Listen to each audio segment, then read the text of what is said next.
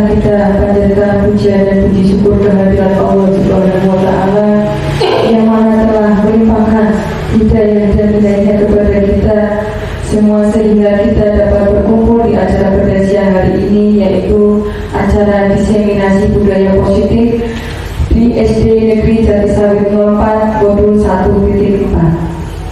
Salawat serta salam kita junjungkan kepada Nabi besar Nabi Muhammad SAW dan para sahabatnya yang mana telah membawa kita dari zaman jahiliyah ke zaman yang terang benderang. Bapak dan Ibu, kami selaku pembawa acara akan menyampaikan beberapa susunan acara sebagai berikut. Yang pertama, pembukaan. Yang kedua, sambutan dari Kepala SD Negeri Jatisawit 04. Yang ketiga, pemaparan diseminasi budaya positif di SDN Jatisawit 04 modul 1.4 oleh Ibu Siti Suharti SPD. Yang keempat, penutup. Marilah kita buka acara pada siang hari ini dengan bacaan basmalah bersama. Bismillahirrahmanirrahim. Acara yang selanjutnya yaitu sambutan dari Kepala SDN Jatisawit 04 kepada Bapak Tuan Bang Eko Budiono SPD, dipersilahkan.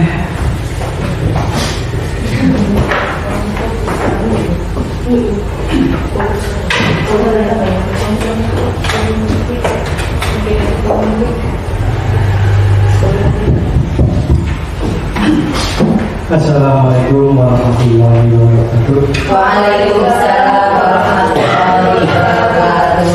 Alhamdulillah, alhamdulillahirobbilalamin. Wassalatu wassalamu ala asyrofil anbiya'i wal mursalin wa ala alihi wa ashabihi ajmain. Amma ba'du. Para hadir dalam acara diseminasi budaya positif yang kami mengadakan, marilah kita tidak henti-hentinya untuk memanjatkan rasa syukur kehadirat Allah Subhanahu wa Ta'ala, di mana di siang hari ini kita masih dilimpahi nikmat sehat, sempat dan Islam serta iman. Mudah-mudahan kegiatan ini bisa membawa manfaat bagi kita semua di SD Negeri Jatisawit 04. Salawat salam mari kita limpah curahkan kepada junjungan kita Nabi Muhammad SAW yang telah menuntut kita dari alam kegelapan ke alam yang terang benderang penuh dengan kebenaran. Mudah-mudahan atas izin Allah kita senantiasa mendapat syafaat nanti di yaumul akhir. Amin ya rabbal alamin. Para hadirin yang saya hormati, kegiatan diseminasi ini adalah memang suatu rangkaian dari kegiatan dari peserta guru penggerak yang telah sedang mengikuti kegiatannya. Untuk itu kami mengharapkan kepada rekan-rekan semua para hadirin yang di sini untuk mendukung. Syukur-syukur ini adalah suatu program yang untuk meningkatkan apa istilahnya kompeten dari anak-anak kita di SD nantinya, sehingga kalau nanti sudah disampaikan dan ibaratnya Bapak dan Ibu yang hadir di sini ini akan ibaratnya memberi masukan kegiatan yang mana yang harus dilanjut dan yang tidak dan sebagainya. Kemudian nanti setelah dihasilkan hasilnya nanti kita diterapkan di sekolah kita, baik bukan hanya untuk kelas 4 tetapi juga untuk semuanya dari kelas 1 sampai dengan kelas 6, baik kepada guru-guru kelas maupun guru-guru mata pelajaran. Kalau nanti bisa kita terapkan bersama-sama, insya Allah nanti akan membawa dampak yang positif sesuai dengan judulnya diseminasi budaya positif. Itu harapan kami. Mudah-mudahan harapan ini akan terwujud nantinya. Kemudian yang kedua, kami juga menghimbau menghimbau kepada rekan-rekan terutama yang ada di sini ini untuk selalu mendukung apa yang menjadi kegiatan positif dari calon atau istilahnya peserta pelatihan guru penggerak tersebut. Syukur-syukur nanti di kesempatan yang akan datang teman-teman semua juga bisa mengikuti, entah itu nanti di angkatan berapa.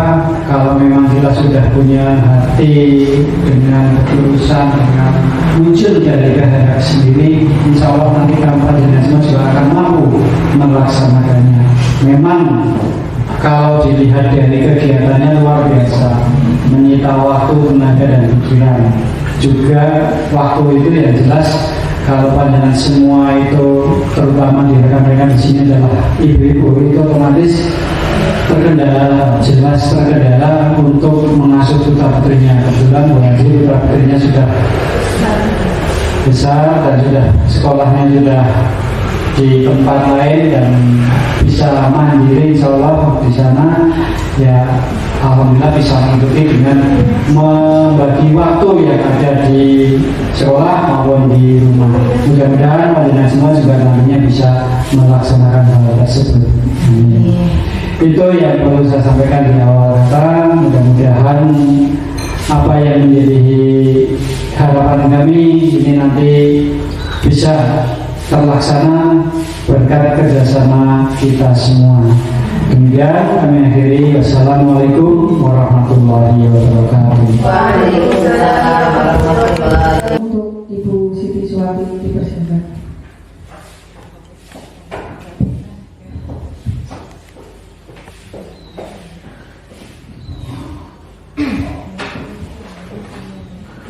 Bismillahirrahmanirrahim. Assalamualaikum warahmatullahi wabarakatuh. Titik DSD Negeri Jatisawit 04, Kecamatan Bumiayu, Kabupaten Brebes.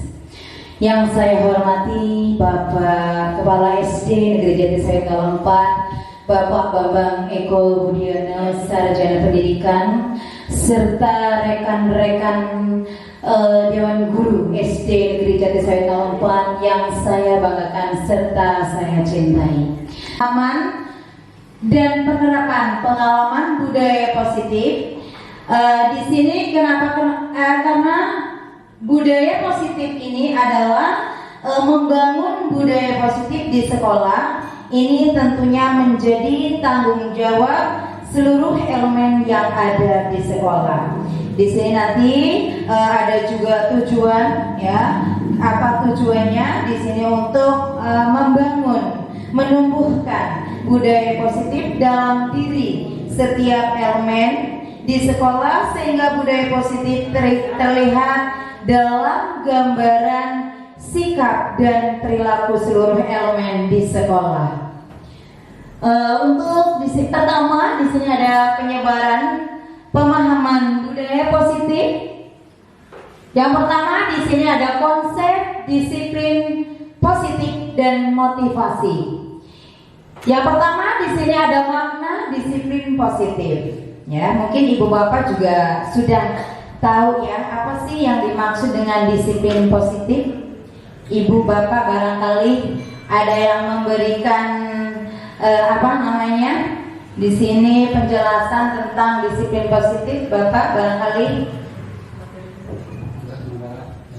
ibu dan bapak, apa sih yang maksudnya disiplin positif?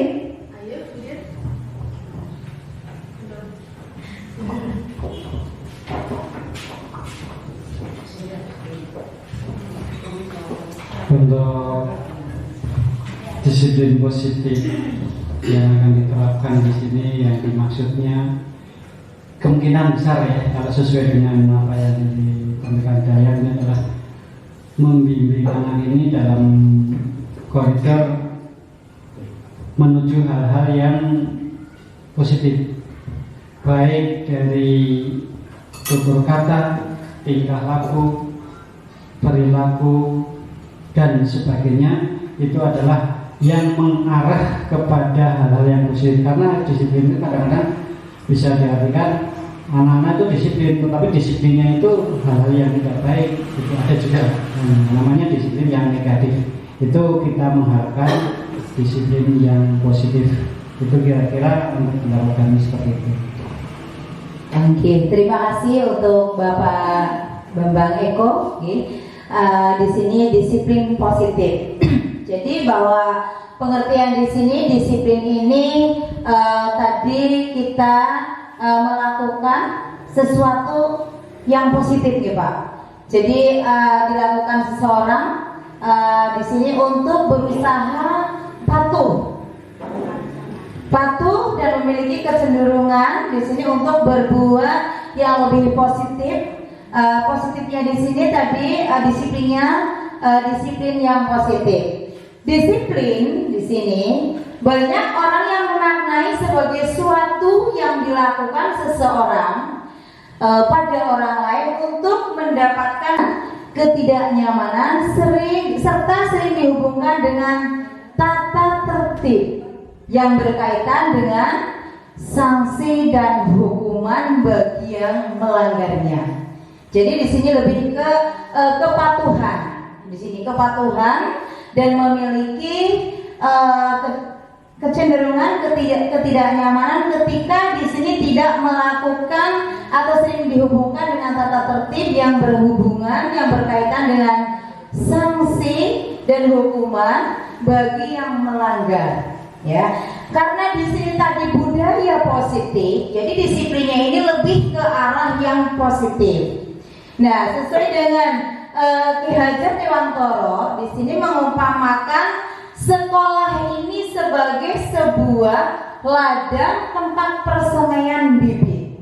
Ya, jadi agar bibit bisa berkembang secara maksimal, ya, maka di sini petani dapat memperbaiki kondisi tanah, memelihara bibit tanaman, memberi pupuk, air dan lain sebagainya. Jadi di sini maksud dari Ki Hajar Dewantoro itu kita sebagai pendidik. Jadi sebagai pendidik di sini berarti di sini ladangnya ini sekolah, ya. Jadi kita itu di sini menyemai bibit, ya, membentuk karakter peserta didik. Di situ juga memberi pupuk dan air. Kita di sini membentuk karakter peserta didik yang seperti apa? Kita membentuk kebiasaan-kebiasaan positif seperti utamanya di sini salah satunya kedisiplinan. Kedisiplinan yang saya kembangkan di SD ini yaitu salah satunya kedisiplinan waktu dan kedisiplinan berpakaian. Jadi kita di sini sebagai pendidik sesuai dengan Ki Hajar Dewantoro, nanti di sini kita membentuk mengarahkan peserta didik ke arah yang lebih baik.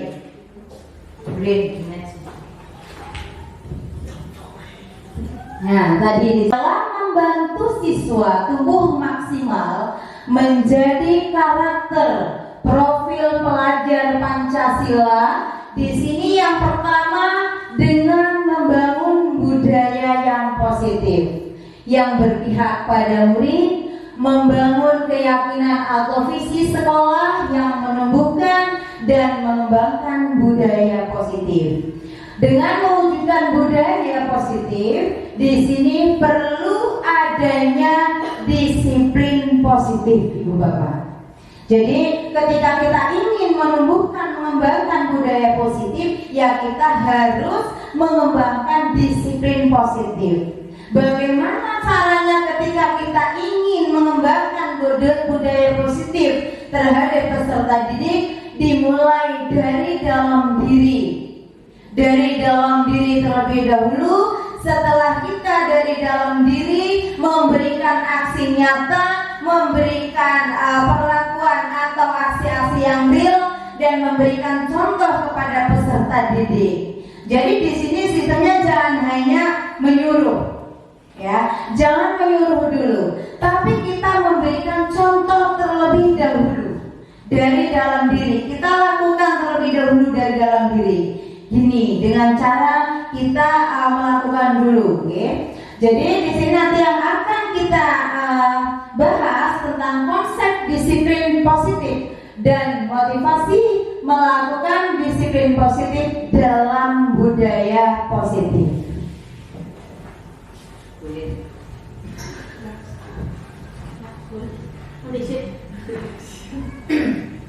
Nah, tadi sudah dijelaskan di sini bahwa Ki Hajar Dewantara ini menyatakan bahwa untuk mewujudkan murid yang merdeka, ya. Jadi murid harus memiliki disiplin yang kuat yang berasal dari dirinya ataupun berasal dari luar diri.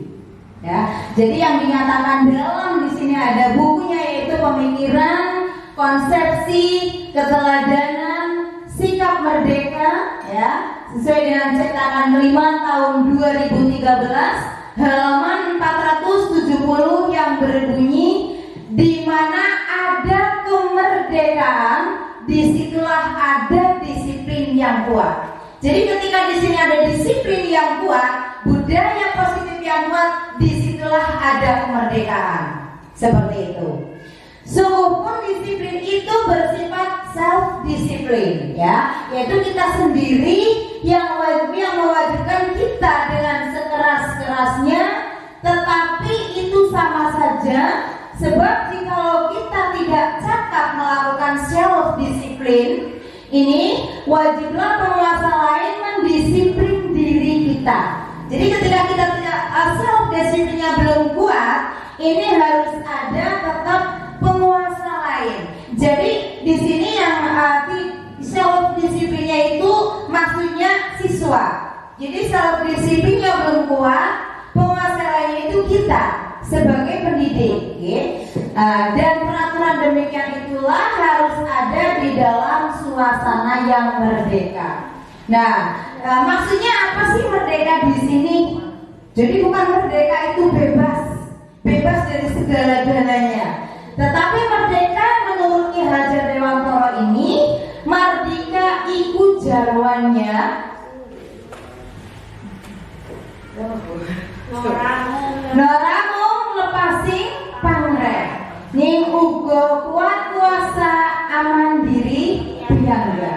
Jadi artinya merdeka di sini hanya terlepas dari perintah. Ya, jadi terlepas dari perintah, akan tetapi juga cakap buat memerintah diri sendiri. Bukan kita memerintah orang lain, tetapi juga di sini cukup cakap di dalam memerintah dirinya sendiri. Nah, di sini menurut Dan Gerson dalam bukunya Restructuring School Discipline tahun 2021 menyatakan bahwa arti asli dari kata disiplin ini juga berkonotasi dengan disiplin diri dari murid-murid yang dapat membuat seseorang menggali potensinya menuju kepada sebuah tujuan.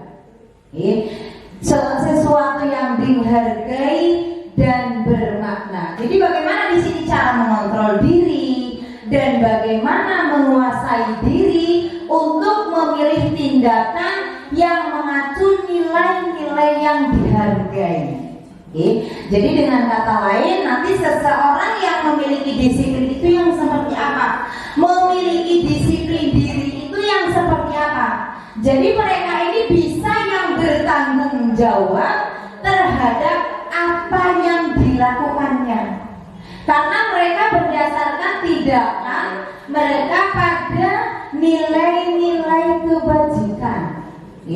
Pada nilai-nilai kebajikan. Tadi dari dua pendapat di atas dapat disimpulkan bahwa murid yang memiliki disiplin positif ini memiliki motivasi internal yang tinggi. Ya, motivasi dari dalam diri yang tinggi dalam menguasai diri untuk melakukan tindakan yang sesuai dengan nilai-nilai kebajikan. Nah, sebagai pendidik, tugasnya apa? Nah, kita sebagai pendidik di sini mempunyai tugas yaitu membimbing siswa untuk memiliki disiplin disiplin diri yang benar-benar berasal dari dalam diri. Jadi di sini itu tidak hanya kita anak akan melakukan disiplin waktu seumpama ataupun disiplin berpakaian, itu tidak hanya disuruh dan tidak hanya perintah dari seorang guru itu tidak sebagai acuan, tetapi di sini anak ini sudah menguasai dari diri. Bagaimana caranya? Ini adalah tugas kita sebagai seorang pendidik. Nah, nanti ketika mengingatkan itu kita berarti di sini harus bersifat kontinu, Ibu Bapak, terus menerus, agar anak ini bisa tertanam dari dalam dirinya sendiri. Jadi siswa di sini dalam melakukan disiplin positif tidak terlepas dari motivasi. Motivasinya yang ingin dicapai oleh siswa itu sendiri. Oke, jadi tidak anak-anak ini melakukan kedisiplinan, entah disiplin berpakaian ataupun disiplin waktu, itu jangan hanya karena guru, jangan karena aturan, tapi anak ini tertanam karena tanggung jawab. Seperti itu. Nah, berikut ini ada 3 motivasi perilaku manusia, ya. Jadi di sini ada motivasi perilaku manusia, ya, menurut Dan Jason dalam bukunya, tadi dalam bukunya Restructuring Discipline. Jadi menyatakan ada 3 alasan mengapa ada motivasi perilaku manusia apa saja. Yang pertama untuk menghindari ketidaknyamanan atau hukuman. Yang kedua untuk mendapatkan imbalan atau penghargaan dari orang lain. Dan yang ketiga untuk menjadi orang yang mereka inginkan dan menghargai diri sendiri dengan nilai-nilai yang mereka percaya.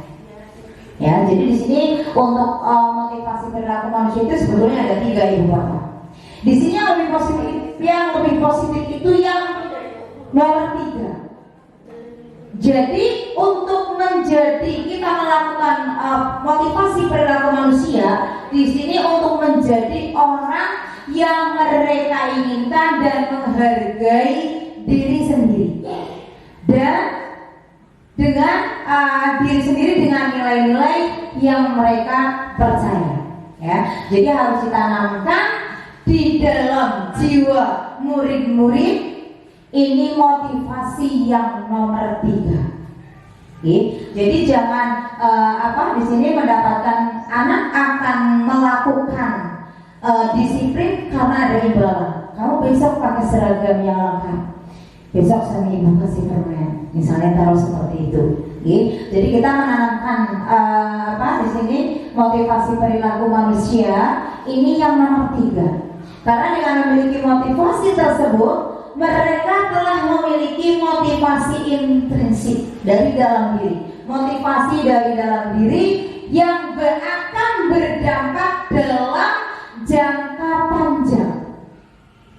Dalam jangka panjang, tidak hanya saat itu saja.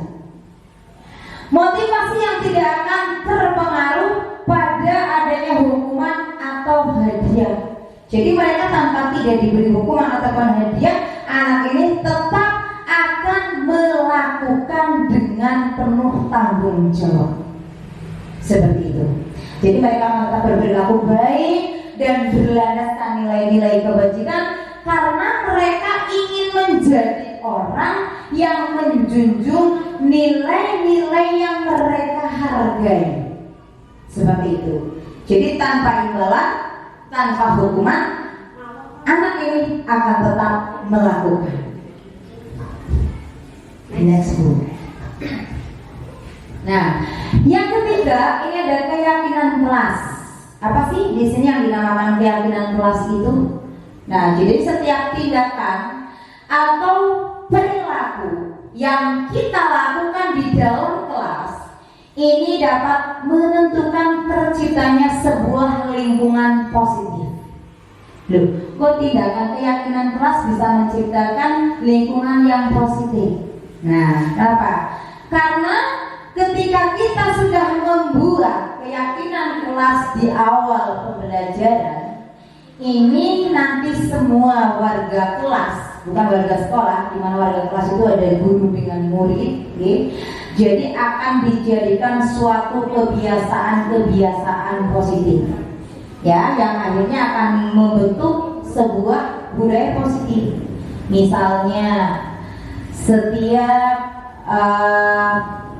misalnya tidak datang terlambat seperti itu akan dijadikan sebuah kebiasaan. 15 menit sebelum bel masuk sudah hadir di sekolah, misal seperti itu.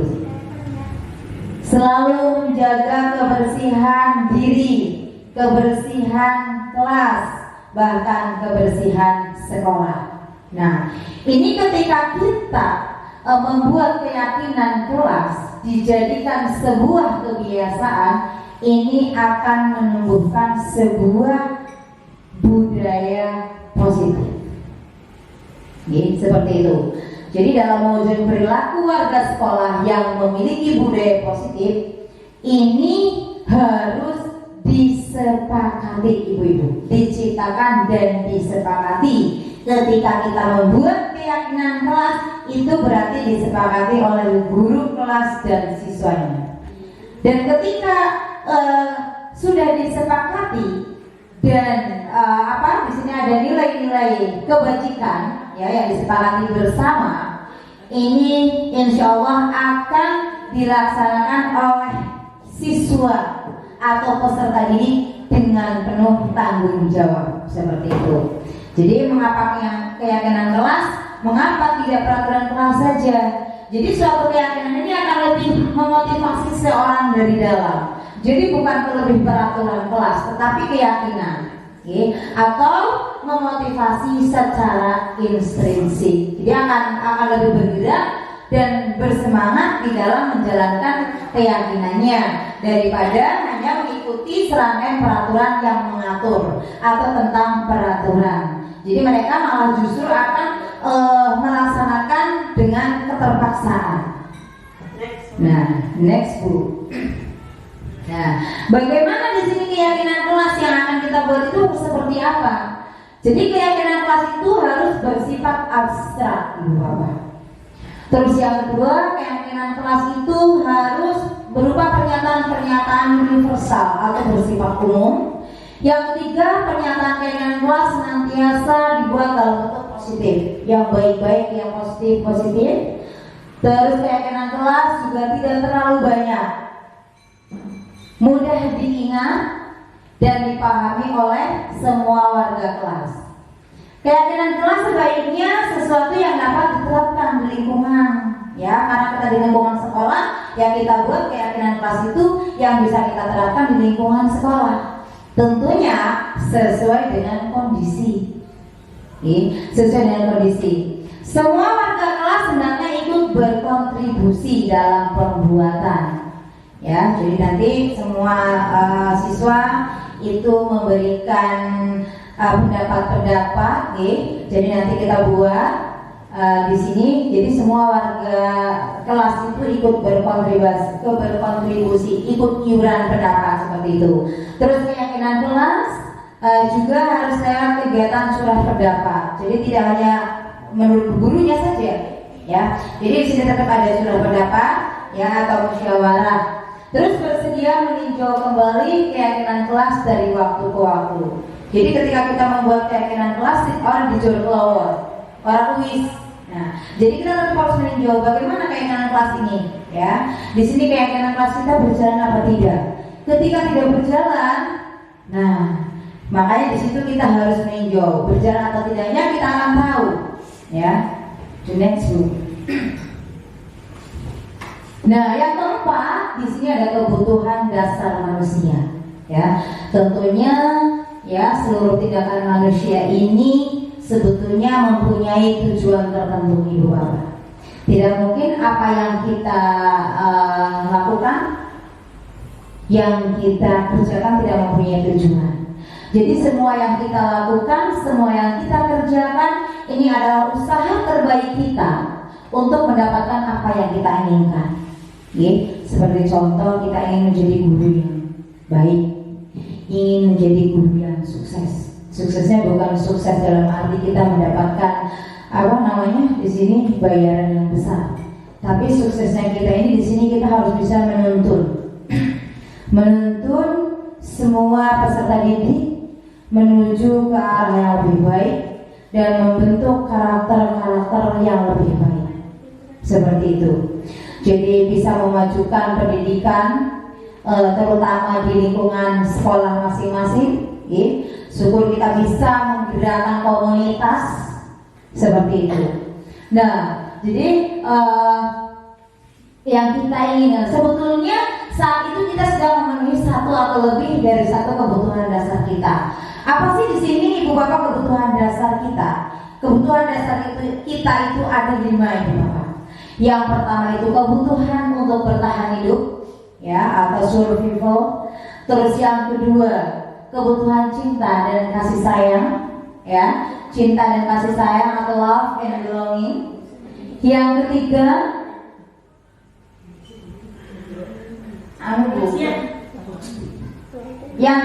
ini kebebasan, ya, atau freedom.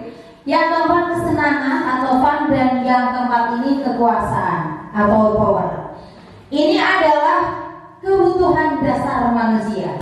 Ketika seorang murid melakukan suatu perbuatan yang bertentangan dengan nilai-nilai kebajikan atau melanggar peraturan, hal itu sebenarnya dikarenakan mereka gagal memenuhi kebutuhan dasar mereka. Jadi bagaimana untuk lebih jelasnya kita lihat satu persatu nanti dari kelima kebutuhan dasar ini. Yang pertama kebutuhan bertahan hidup atau survival. Apa sih yang dimaksud dengan kebutuhan bertahan hidup? Jadi kebutuhan ini adalah kebutuhan yang bersifat fisiologis untuk bertahan hidup. Misalnya kita mendapat kesehatan, kita memiliki rumah dan makanan. Ini adalah kebutuhan bertahan hidup. Seperti itu. Next, Burin. Ya. Yang kedua cinta dan kasih sayang. Ya, cinta dan kasih sayang. Cinta dan kasih sayang ini adalah kebutuhan, di mana ini juga masih salah satunya kebutuhan dari psikologis, ya, kebutuhan untuk mencintai dan memiliki, memiliki. Jadi di sini meliputi kebutuhan akan hubungan dan koneksi sosial, kebutuhan untuk memberi dan menerima kasih sayang, dan kebutuhan untuk merasa menjadi bagian dari suatu kelompok. Jadi ketika kita di sini bekerja bersama setiap hari, nge-crew di bawah bimbingan Bapak Kepala Sekolah, di sini juga kita merasa nyaman, berarti memiliki kebutuhan di sini hubungan koneksi antar sesama, di sini merasa aman, nyaman. Ini juga salah satu kebutuhan cinta dan kasih sayang, ya. Jadi merasa lebih dekat, merasa dicintai dan mencintai. Kebutuhan ini juga meliputi keinginan untuk tetap terhubung dengan orang lain. Jadi kita tetap ingin terhubung dengan Bapak Ibu yang ada di sekolah SD Negeri Jatisawit 04. Juga di sini ada pasangan hidup, keluarga, dan kelompok di mana kita tergabung. Nah, anak-anak yang memiliki kebutuhan dasar cinta dan kasih sayang yang tinggi ini biasanya ingin disukai, ingin disukai dan diterima oleh lingkungannya. Mereka akrab dengan orang tuanya, mereka belajar karena suka pada gurunya, seperti itu. Juga bagi mereka teman sebaya ini sangatlah penting. Jadi mereka merasa tadi ada hubungan, ya, koneksi dengan teman-temannya. Jadi ketika temannya di sini melakukan tindakan, ya, atau melaporkan tindakan itu pada gurunya, ketika gurunya memberitahu orang tuanya, sehingga orang tuanya jadi memperhatikan dia, ya, jadi memberikan support untuk dia, ya. Jadi siswa ini merasa diperhatikan. Jadi kebutuhan dasarnya di sini terpenuhi. The next bullying. Yang selanjutnya yaitu kebutuhan pengalaman. pengakuan atas kemampuan, ya, atau penguasaan. Jadi bukan kekuasaan untuk menguasai seseorang. Jadi kebutuhan ini berhubungan dengan kekuatan untuk mencapai sesuatu, ya. Menjadi kita ingin menjadi kompeten, siswa menjadi kompeten, menjadi terampil, diakui atas prestasi dan keterampilan, ya, didengarkan apa yang siswa curahkan kepada kita, seperti itu. Jadi kebutuhan ini meliputi keinginan untuk dianggap berharga, ya, ingin dihargai, ya. Jadi di sini ingin dihargai, di sini dianggap berharga, bisa membuat dari perbedaan-perbedaan, ya, bisa membuat pencapaian, merasa ingin dihormati juga seperti itu. The next one. Yang selanjutnya yaitu kebutuhan dasar manusia kebebasan atau kebutuhan akan pilihan, ya. Jadi kebutuhan untuk bebas, bukan bebas dari segala-galanya, Bu, tapi bebas di sini kebutuhan akan kemandirian. Kita memiliki rasa mandiri, ya, mandiri, terus memiliki pilihan dan mampu mengendalikan arah hidup seseorang. Nah, karena di sini kita di lingkungan sekolah, ya, Ibu Bapak, jadi anak-anak dengan kebutuhan kebebasan yang tinggi di sini memiliki atau menginginkan pilihan, mereka perlu banyak bergerak, suka mencoba-coba, seperti itu. Jadi kita harus memberikan kebebasan, ya, terus juga memberikan pembelajaran yang menyenangkan, ya, pembelajaran anak mengikuti pembelajaran yang menarik, mencari hal-hal yang baru, seperti itu. The next book. Yang selanjutnya yaitu kebutuhan dasar kesenangan. Nah, jadi atau kebutuhan ini merasa senang, fun, ya, kebutuhan akan kesenangan. Jadi kebutuhan untuk mencari kesenangan. Orang senang itu seperti apa, ya? Biasanya kita bisa tertawa, ya, orang senang bisa tertawa.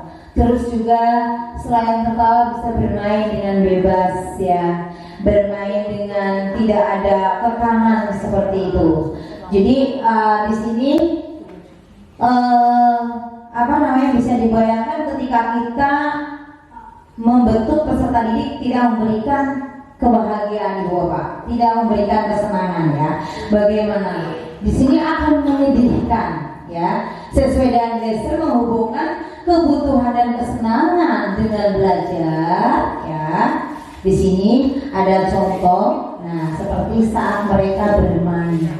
Mereka ini mempelajari keterampilan yang penting, ya. Jadi manusia tidak berbeda, ya, dengan anak-anak. Di sini kebutuhan dasar kesenangan yang tinggi biasanya ingin menikmati apa yang dilakukan.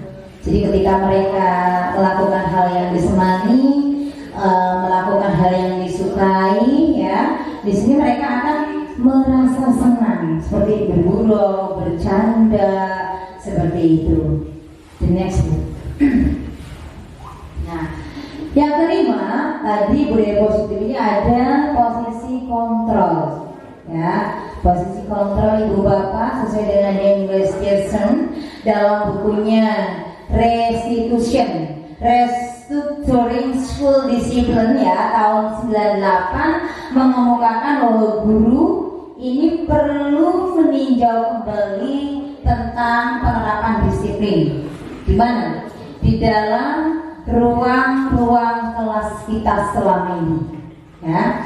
Jadi apa sih yang telah kita buat?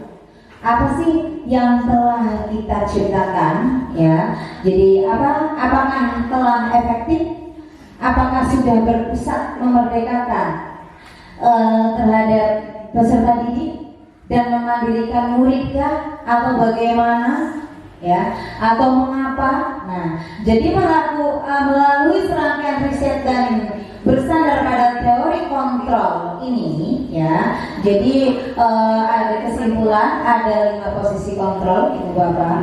Yang pertama di sini sebagai penghukum, yang kedua pembuat orang merasa bersalah, dan yang ketiga sebagai teman, sebagai keempat monitor atau pemantau, dan yang kelima manajer. Posisi kontrol ini di sini anak-anak kita sebagai pendidik ya memiliki posisi 5 posisi kontrol Ibu Bapak ya. Nah, nanti kita bisa meninjau Ibu Bapak. Selama kita mengajar, selama kita mendidik, selama kita menuntun peserta didik di sini, posisi kontrol kita itu di posisi yang mana? Jadi ada 5 posisi kontrol. Sebagai penghukumkah? Sebagai orang merasa bersalahkah?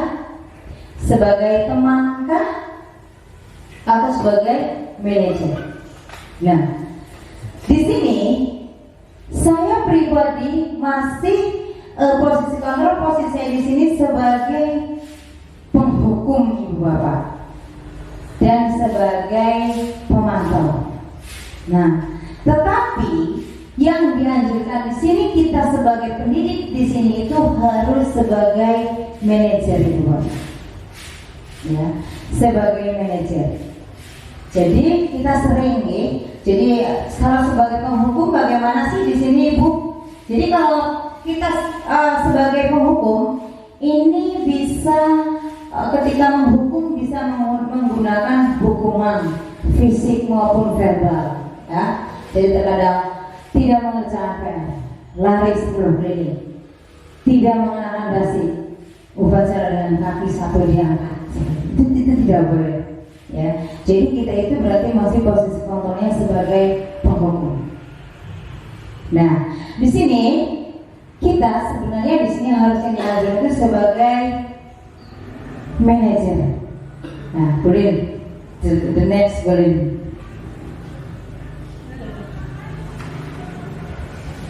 Nah, di sini yang keempat di sini ada sebagai monitor. Nah, saya pribadi di sini masih penghukum Ibu Bapak dan pemantau. Jadi ternyata selama ini setelah saya mengikuti pendidikan guru penggerak, ternyata di dalam menuntun dan membentuk karakter peserta didik itu tadi posisi kontrol ada 5 Jadi sebetulnya yang paling memang di mana-mana ini yang masih kita lakukan itu posisi kontrolnya yang masih banyak ini penghukum dan pemantau. Jadi bagaimana sih ketika kita jadi pemantau? Nah, pemantau atau memonitor ya. Jadi kita mengawasi anak-anak, hanya mengawasi. Kita bertanggung jawab atas perilaku anak-anak ya, diawasi. Apa sih yang diawasi?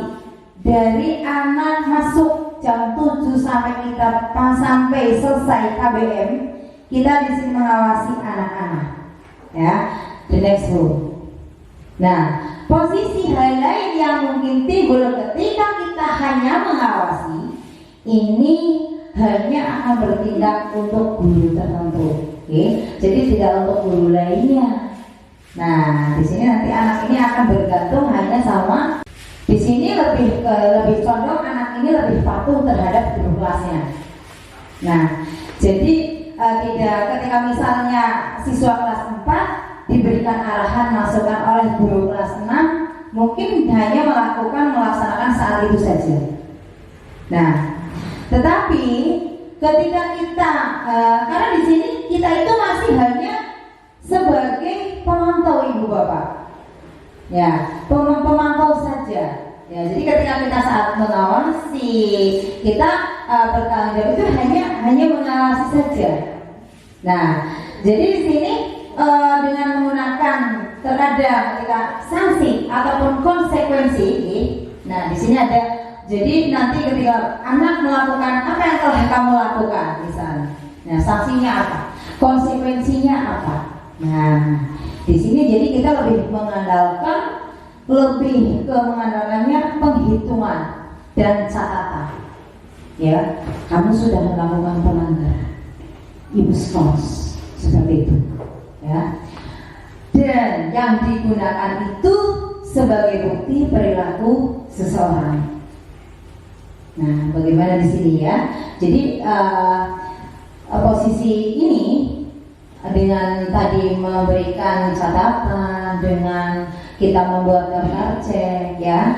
Jadi nanti malah di sini anak itu hanya menunjukkan tanggung jawab terhadap guru tertentu saja, seperti itu. Nah, yang kelima, bagaimana sih Bu di sini untuk kita posisi kontrol sebagai manajer? The next bullet. Nah, di sini kalau manajer ini posisi terakhir Ibu Bapak, di mana ketika kita sebagai manajer berarti sebagai mentor, di mana guru berbuat sesuatu bersama dengan murid, jadi untuk mempersilakan murid itu mempertanggungjawabkan apa yang sudah dilakukan dengan tanpa menghukum, ya. Jadi di sini mendukung murid agar dapat menemukan solusi atas apa yang sudah dilakukan. Jadi anak yang sudah melakukan kesalahan sewaktu waktu tertentu kembali kepada kedua posisi tersebut, ya. Namun di sini kita menginginkan murid yang menjadi manusia yang merdeka, yang mandiri dan bertanggung jawab tanpa dengan adanya hukuman ataupun sanksi. Nah, bagaimana caranya di sini? Nah, kita nanti di sini mengacunya kepada restitusi, ya, restitusi yang dapat menjadikan murid kita ini menjadi murid yang bertanggung jawab terhadap dirinya sendiri. Seperti itu. Nah, manajer di sini nanti kita sebagai manajer mengajak siswa yang tadi melakukan kesalahan, kita berkolaborasi bagaimana jadi masalahnya kita pecahkan dan bagaimana solusinya, ya. Jadi ketika kita tadi dari awal sudah membuat keyakinan kelas, kita bisa keyakinan kelas apa yang sudah kamu lakukan. Nah, seperti itu. Misalnya ada disiplin, ya. Apakah penting disiplin itu? Jadi tanpa dengan menghukum Ibu Bapak, dengan memberikan apa sedia untuk memperbaikinya. Setelah kita memperbaiki ini, jadi orang yang seperti apa ke depannya. Nah, seperti itu. Jadi dengan kita memberikan solusi, memberikan motivasi dan mengajak untuk berbuat yang lebih baik lagi, seperti itu. Next. Nah, tadi apa yang kita yakini, ya. Jadi apa yang kita yakini yang sudah buat dari keyakinan kelas. Jika kamu yakini itu, apa yang sudah kamu langgar, seperti itu. Jadi nanti jika kamu memperbaiki hal ini menunjukkan apa tentang dirimu. Jadi kita itu memberikan pertanyaan-pertanyaan agar siswa itu lebih berpikir ke positif.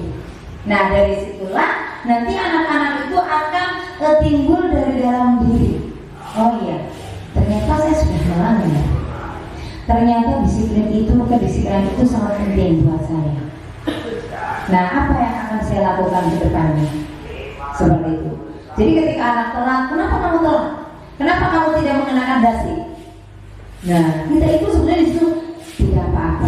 Kamu tidak mengenakan dasi dan topi, seperti itu, ya. Kalau semua manusia juga sudah pernah melakukan kesalahan. Jadi di situ anak tidak akan merasa takut. Jadi anak akan merasa bersalah, ya. Ternyata saya tidak dimarahi, tapi saya diberikan arahan, saya diberikan masukan sama ibu guru, seperti itu. Jadi anak ini tidak merasa takut, tapi akan merasa senang dan akan merasa termotivasi untuk melakukan hal yang lebih baik lagi, seperti itu. Nah, yang next Bu. Nah, yang keenam tadi segitiga restitusi, ya. Jadi restitusi ini sebuah cara menanamkan disiplin positif pada murid. Nah, jadi restitusi itu apa? Dimana restitusi ini proses menciptakan kondisi bagi murid untuk memperbaiki kesalahan mereka, ya, sehingga mereka bisa kembali pada kelompok mereka dengan karakter yang lebih kuat. Nah, restitusi juga ini adalah proses kolaboratif, ya, di mana proses kolaboratif yang mengajarkan murid untuk mencari solusi untuk masalah. Dan di sini untuk membantu murid berpikir tentang orang yang seperti apa yang mereka inginkan dan bagaimana mereka yang harus dilakukan, ya, untuk orang lain, ya. Jadi di sini nanti dengan menggunakan segitiga restitusi.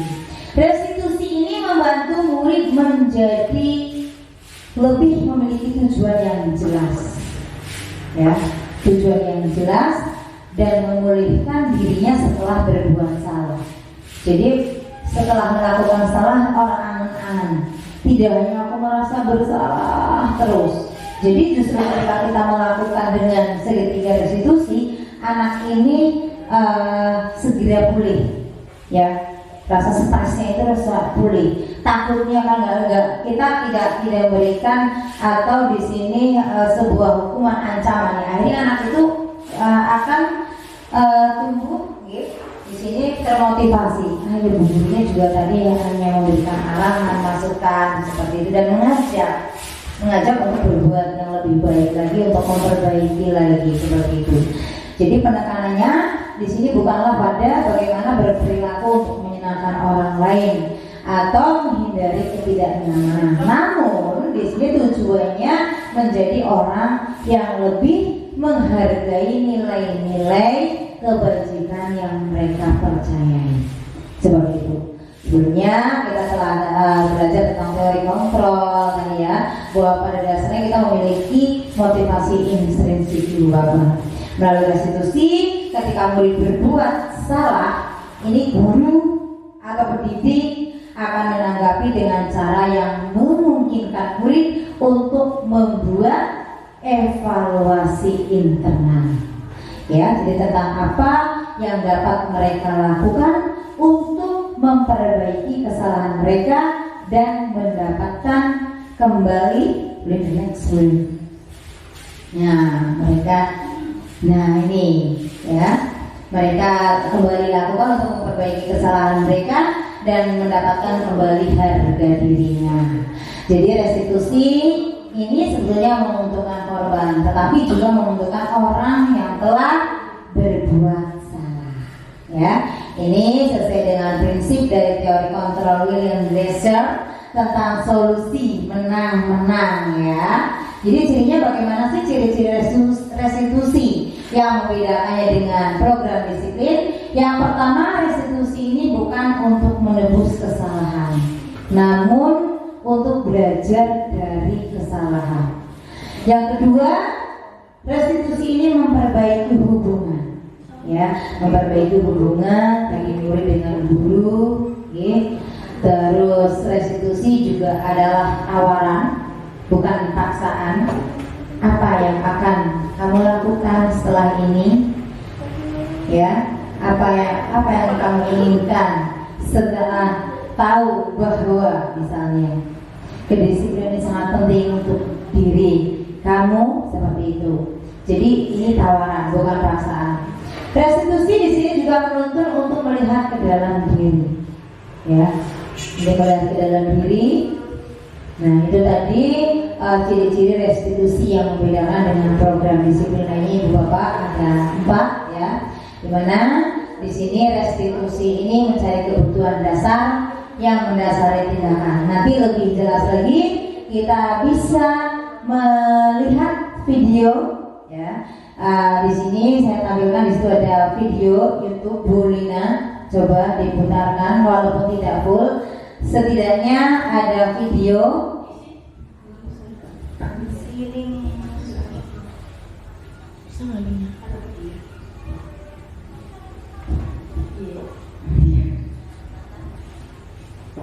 Linknya belum? Link itu di situ. Linknya belum dibuka.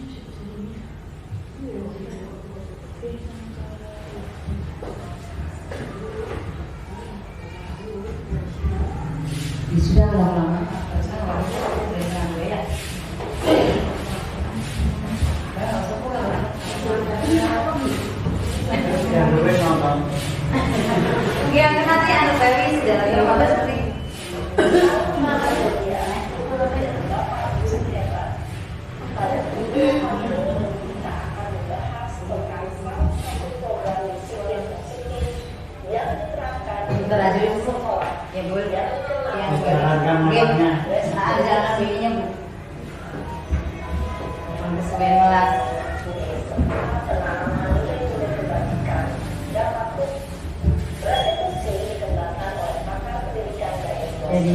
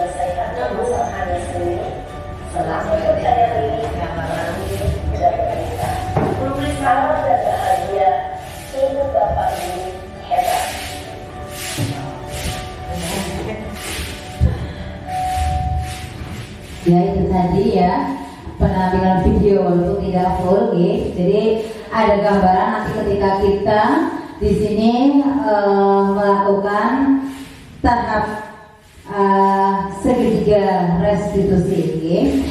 Jadi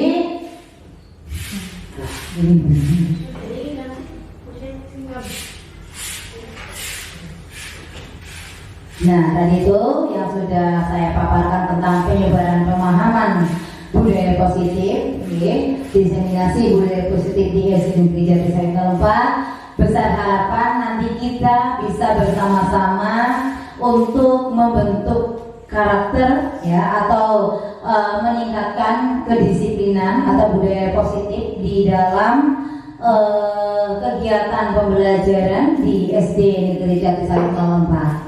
Ya, coba Bu di halaman terakhir Bu. Tadi yang sudah saya paparkan itu, yang saya paparkan ini diambil dari buku It's All About We, Rethinking Discipline Using Restitution, 3rd edition, Dan Jason tahun 2008. Jadi itu sumbernya ya, dari pembahasan materinya itu tentang budaya positif, di mana modul 1.4 yang saya ambil dari LMS Pendidikan Guru Penggerak. Semua kita semoga dan besar harapan kita semoga bisa melaksanakan budaya positif dalam kehidupan sehari-hari demi terwujudnya tujuan pembelajaran yang kita harapkan. Itu saja yang bisa saya paparkan, yang bisa saya sampaikan. Kurang lebihnya saya mohon maaf yang setulus-tulusnya, dan saya tutup wabillahi taufiq wal hidayah. Wassalamualaikum warahmatullahi wabarakatuh. Pemaparannya Ibu Siti Suhati. Acara selanjutnya yaitu penutup. Marilah kita tutup acara pada hari ini dengan baca hamdalah. Kami selaku pembawa acara mohon undur diri. Apabila ada kata-kata yang kurang berkenan kami mohon maaf. Terima kasih atas waktunya. Wassalamualaikum warahmatullahi wabarakatuh. Waalaikumsalam warahmatullahi wabarakatuh.